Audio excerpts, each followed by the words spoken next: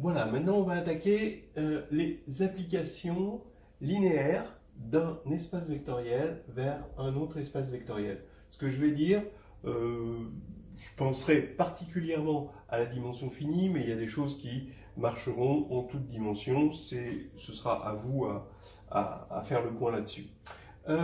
D'abord, un petit peu de motivation. Pourquoi on introduit les applications linéaires? J'ai envie de dire pourquoi on ne les a pas introduites plus tôt. Parce que d'abord, c'est systématique que dès qu'on introduit une structure, c'est quelque chose de systématique. On introduit les morphismes de structure, c'est-à-dire comment comment créer des applications dans ces structures qui respectent la structure. Ça, c'est toujours comme ça. Donc c'est systématique. Pourquoi? Parce que en mathématiques, on a envie de faire des correspondances, c'est-à-dire de remarquer qu'il y a une structure quelque part et une structure, la même structure ailleurs, dans un autre monde, dans d'autres domaines des mathématiques, et créer des funiculaires, en quelque sorte, entre ces deux mondes, afin de résoudre des problèmes. Donc par exemple, bon, vous voyez, justement, vous allez avoir les applications linéaires et vous allez avoir les matrices. C'est deux mondes différents. Il y en a un qui est plus axé à la géométrie, l'autre qui est plus axé au calcul. Et le fait d'aller d'un truc à l'autre, d'un monde à l'autre, permet de résoudre des problèmes. Donc ça, c'est quelque chose de systématique, les morphismes de structure, parce que, peut-être vous pouvez regarder la vidéo sur les structures quotients, la première vidéo sur les structures quotients. En fait, toute application est une bijection qui s'ignore, et des bijections, on en a besoin pour faire des correspondances en mathématiques. Donc ça, c'est le premier truc, correspondance. Voilà. Ensuite, parce que ces applications linéaires vont modéliser des transformations géométriques. Alors, des transformations géométriques linéaires, des transformations géométriques aussi affines. Alors, bien sûr, il faudra un peu plus d'informations, mais le linéaire sera quand même sous-jacent. Et aussi des transformations géométriques différentielles. C'est-à-dire que depuis Newton, on sait que derrière une application assez générale qu'on appelle application différentiable, eh bien, il y a localement des transformations qui sont linéaires, et la connaissance de ces transformations linéaires permet d'avoir des informations locales sur sur ces transformations différenciables. Bon, tous les gens qui ont fait un tableau de variation en calculant la dérivée, la croissance, le signe de la dérivée et le lien avec la croissance de la fonction, c'est de quoi je parle. Et ensuite, ça va être une modélisation des systèmes linéaires. Voilà. Donc, bon, ça fait quand même des tas de bonnes raisons qui vont du pratique au fondamental en passant par la géométrie. Voilà. Alors, la définition, regardez la définition. On dit que phi est linéaire si, oui, si ça respecte, ici il y a une addition et une multiplication, ici il y a une addition et une multiplication externe, hein, évidemment, et tout ce qu'on veut, c'est le respect de ceci, de cette addition. Regardez ça, moi je le vois très souvent, et ça en algèbre, c'est quelque chose qui est omniprésent, c'est ce qu'on appelle la commutation du langage, c'est-à-dire que l'image de la somme, c'est la somme des images. D'accord? L'image du produit, c'est du produit externe, c'est le produit externe de l'image. Bon, voilà. Alors après, on peut faire une synthèse de ces deux-là en un seul, si on n'a pas envie d'écrire deux choses, si on préfère écrire. Des fois, on aime bien ce qu'on appelle diviser pour régner, d'accord? Mais des fois, on aime bien compacter un petit peu les choses. Et on peut faire une synthèse, c'est phi de lambda u plus mu v égale lambda phi de u plus mu phi de v, avec uv dans E et lambda mu dans K, on avait des espaces vectoriels sur K. Si vous voulez vous entraîner sur la commutation du langage, qui est quand même quelque chose d'assez pratique, parce que dans son côté systématique, ça permet de bien comprendre pourquoi et comment on fait des maths, on peut dire l'image d'une combinaison linéaire et la combinaison des images. Voilà, une façon de le dire, c'est joli. Alors tout de suite, on passe aux exemples. Premier exemple fondamental, vraiment, pour moi, c'est fondamental.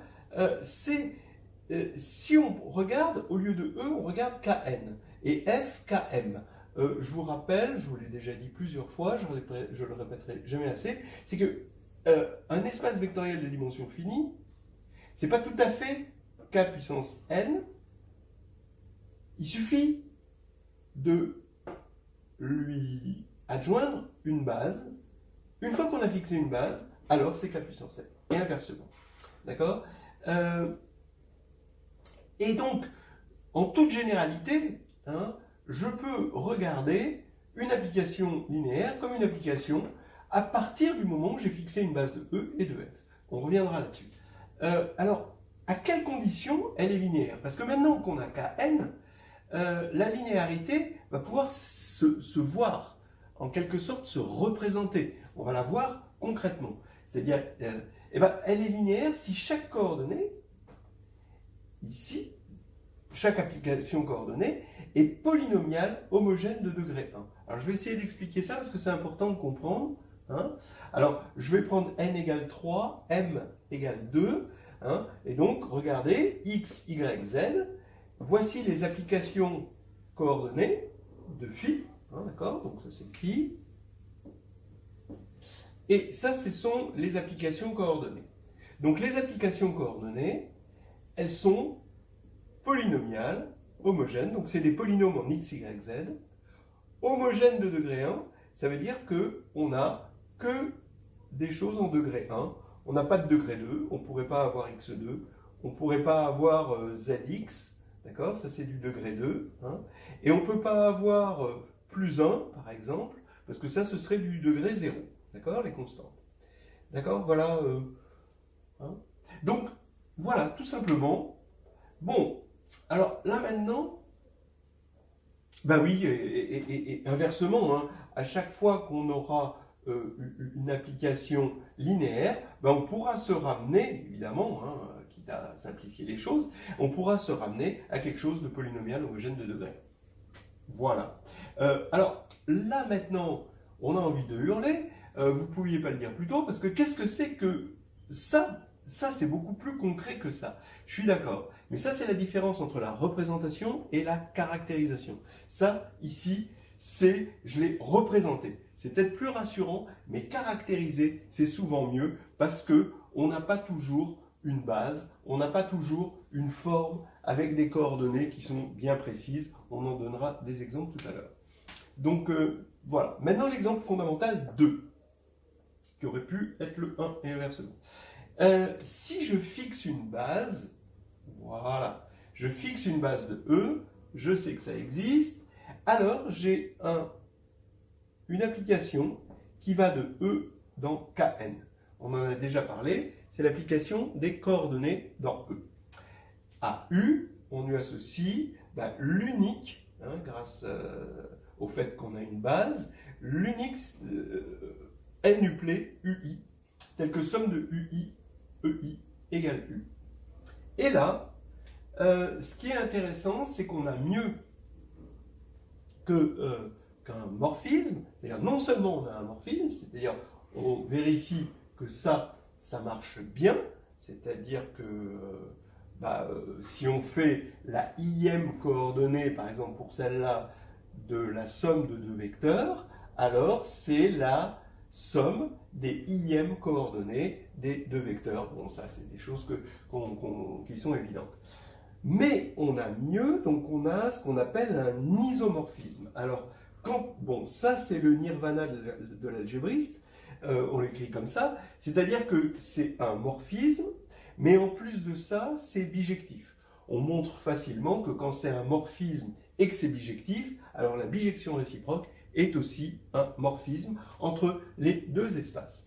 Et bien, alors, maintenant, à quoi ça sert? L'isomorphisme, c'est ce que je vous disais, ce sont les correspondances, c'est-à-dire que ici, on a des problèmes d'une certaine nature, mais on va transformer ça en problème purement calculatoire. en espérant pouvoir résoudre par le calcul. C'est pas toujours facile, il faut pas... disons que ça c'est une solution, hein, mais il ne faut pas non plus croire que c'est une panacée. Hein. Le calcul en mathématiques est loin d'être la solution à tout. Mais ça arrange, c'est comme l'argent dans la vie. Voilà. Donc, ensuite, l'exemple fondamental 3.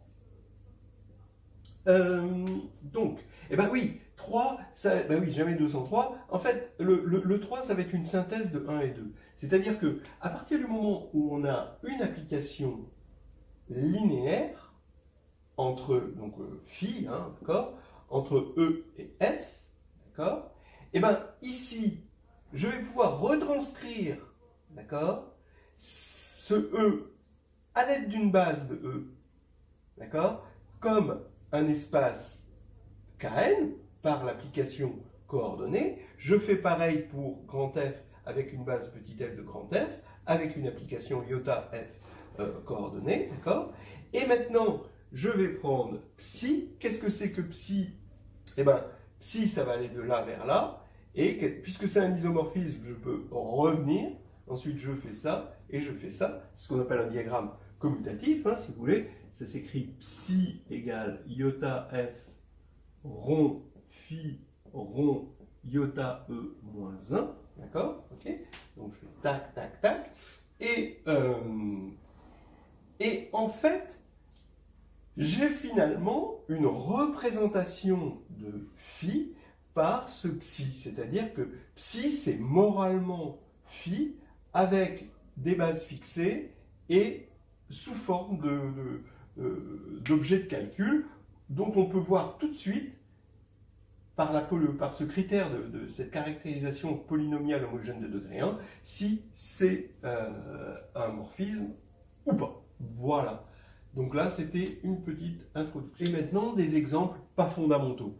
Mais ces exemples qui vous rappellent que les espaces vectoriels, ils peuvent s'écrire, les choses peuvent se représenter différemment selon l'espace que c'est. Tous les espaces de dimension finie, par exemple, ils sont tous isomorphes. Mais par contre, sur les polynômes, par exemple, de degré inférieur à n, ben on a une intégrale qu'on ne va pas avoir sur un autre espace. C'est pour ça d'ailleurs qu'on fait des isomorphismes, parce qu'on va disposer d'outils dans un monde et d'autres outils dans un autre. Dans les matrices, par exemple, on a la trace, hein, d'accord, on a le déterminant, tout ça. Bon, ben vous voyez, ici, je regarde de R de X.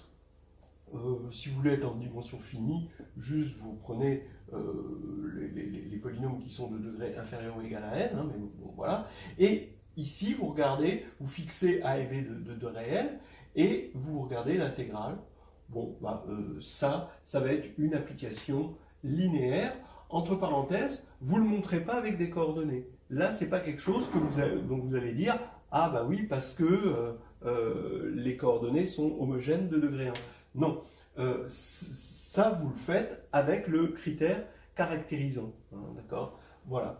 Alors que ici, c'est plutôt le critère représentant, en quelque sorte. Hein, d'accord ? Vous avez la trace à une matrice A, une matrice carré 1, à coefficient dans le corps, AIJ, on associe la trace de A, c'est la somme des AII. Bah, vous voyez que ici, bah, quoi ?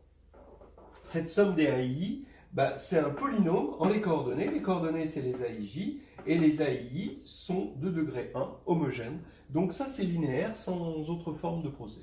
Voilà.